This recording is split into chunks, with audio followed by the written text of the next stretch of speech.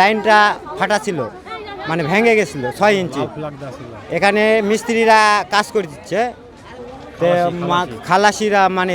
খালাসিরা কাজ করতেছে। ওখানে লাল একটা 1 কিলোমিটার লাল ফাল্লা দেওয়া ছিল, সামনে দেখি না 1 কিলোমিটার দূরে লাল ফাল্লা দেওয়া ছিল। আর মিস্ত্রিরা এখানে রেলটা কাটা মানে জায়গায় বসাচ্ছিল। এই সময় তো এই নীলসাগর ট্রেনটা 2টার দিকে সান্তার থেকে আসছে। আসার পরে লাল ফাল্লাটা মানে ওখানে ব্রেক করেনি কিংবা স্লো দেয়নি। ওই ট্রেনটা তো মানে মনে হয় যে 80 কিলোমিটার বেগে স্পিডে আসছিল। আসার পরে যখন এরা দেখতেছে যে ট্রেনটা মানে দাঁড়াচ্ছে না, তখন এই মিস্ত্রিরা দুই দিকিন বাবাকে মানে ছিটা চলে গেছে লাভ দেওয়া, যার মনে তাই। আমি এই জায়গাতে ছিলাম, ওই যেই লাইনটা কাটছে শুধুকারী লাইনটা কেবল মানে ওই জায়গাটা বসাইছে, মানে এখনো জোড়াটাই দেয়নি। এর মধ্যেই আপনার ওই ট্রেনটা 3 বগি ওই মানে জোড়ার উপর দিয়ে গেছে, মানে জোড়াতে এখনো কোনো মিলাপ লাগায়নি।